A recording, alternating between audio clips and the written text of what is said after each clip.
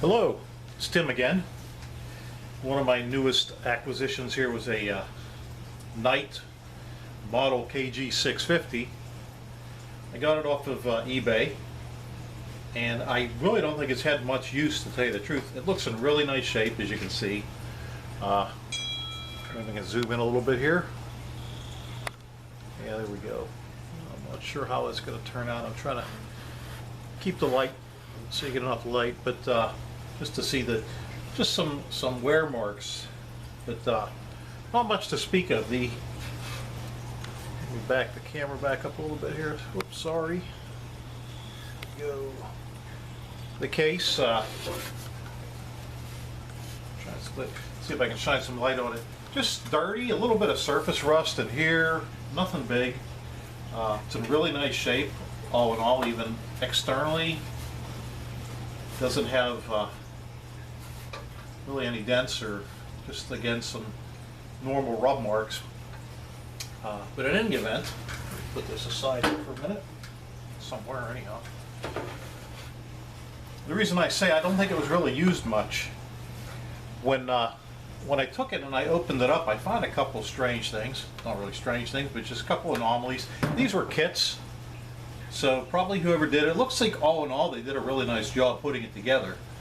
But there's a couple things that were issues, and I'm going to try and zoom in here, and hopefully we don't lose all the brightness. If we do, I'll try and light it up.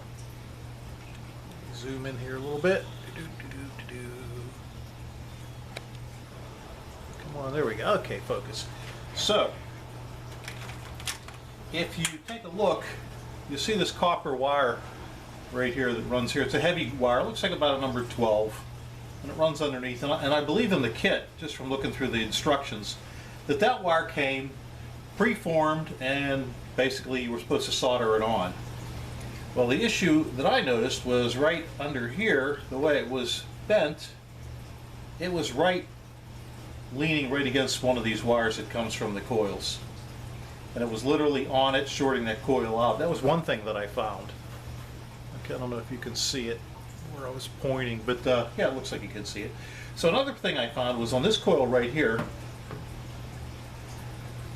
there's a wire that comes up off the coil, and I don't know if a flashlight will make any difference or not. So these are some of the things, maybe if you got one of these, it was a kit and it's not working, take a look at things. But there's a wire that runs up off the coil and is soldered right to here. That wire wasn't even soldered. That looks, and I would imagine that in the instructions that may already come soldered to the coil, maybe when you get them, because it doesn't really cover that. And then one other thing I found too was that, and I don't know if you can see with my big hand in the way, right here, the ground for that power supply capacitor, it's never even been soldered. So I mean, all of those things maybe indicate that it was never really used. But then the main thing that I did find was the AC on-off switch, which is also the RF fine adjust. It was galded solid. I couldn't even budge it. So rather than try and break it, I just squirt some oil on it, let it sit a little bit. It still wouldn't break. I ended up taking it all apart and sliding the switch out, and the shaft was all galded up. So I just used a little bit of steel wool, polished it up, cleaned out the interior where it rides, the little bushings, and then I gave it a little coating of light oil and cleaned up the potentiometer while I was inside there. And that was another thing, was the potentiometer doesn't look like it was ever, it didn't have any scuff marks on it from the wipers. But I did fire it up and make sure it does work. Tested the tubes independently, and they work probably like brand new. A couple of the things that I have in store for it is naturally these two connectors, the old style microphone jacks. I'm going to get rid of those, and I have some BNC connectors which should fit nicely in there, hopefully they're the right size. I also would like to, where are we at here? right here. Where is it? So I'm trying to look without putting my head in front of the camera. Right here, this is a selenium rectifier. Not like the silicone that they use nowadays. And back in the day, these were the thing, but they found that they generally can short pretty easily. Now again, since this hasn't really got much time on it, I'm assuming that was never really heated up or put to the test. But anyhow, so it was enough for me to start it and run it, and it seems to be fine. Same with this capacitor. I'm sure that it's going to be fine because it's probably kind of like how it was when it was put away. But I'll put the new style capacitors. Already pulled those out. I have those here from a company I ordered online. I want to try them. I figured this would be a nice place to try those capacitors out. There's another tubular capacitor over here, and that one I'll replace. And let's see. One of the things that I'm going to do right now is I'm going to fire it up and let it warm up for a minute or two, and I want to test the voltages here, because when you replace these selenium rectifiers, and I can't see how much of it I have on here, when you replace these selenium rectifiers right here, you have a difference because they don't have the, say, 0.05, 0.06, 0.07 voltage drop that the solid state diodes have. So there's always a difference in voltage drop. So I was just looking, and fortunately you can find just about everything for this thing on the internet, on BAMA, which is the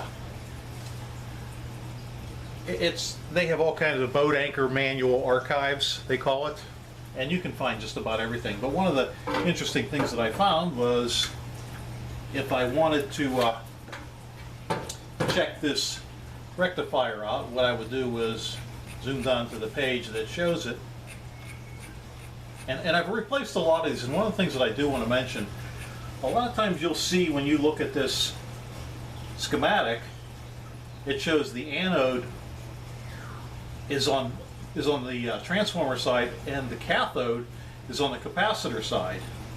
But when you actually look at drawings that people do, see if I can find one, they'll actually call the plus side the cathode side. Right here, and let me see if I can zoom into it on this. I'm going to try and zoom into it on the manual and show you just exactly what I'm talking about.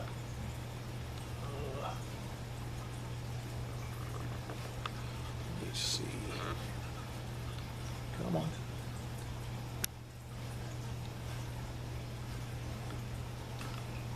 So, if you look at their drawing, oh, great, you can see, I want to lock that down, but you can see that that side has a little plus on it, that side has the negative. And if you look, the negative, the line for the negative is actually going up through the hole to where the transformer is. So you're thinking that doesn't look right, because on the schematic, let me get down to the schematic again.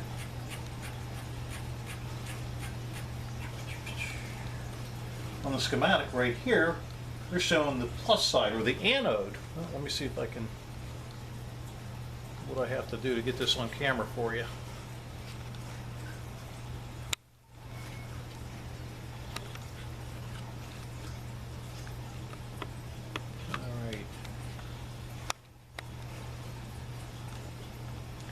Using some pretty old camera stuff here, so. Oh, there's the picture. So there's the anode right here, and it's going to the transformer. So I don't know why that looks so terrible in the camera. Anyhow, you want to make sure, pay particular attention to the schematic diagram, not so much the drawings, or if they, some of the other selenium rectifiers, they actually have a plus and minus marked on them. So you want to make sure you pay attention to this rather than what's marked plus or minus. But in any event, what I want to do is start it up, and I'm going to check the voltage. If I kind of follow it through here, looking for a straight line, straight up, go through what, 1, 2 resistors, and then looks like if I follow that up through there, pins 1 and 5 of the 6C4 would give me a reading that's attached to the output of that rectifier. So that'll kind of give me a baseline of what my voltage should be after I'm done. So I'm going to get that, I don't want to waste time, so I'm going to get that fired up, let it warm up for about 5 minutes, and then I'll come back.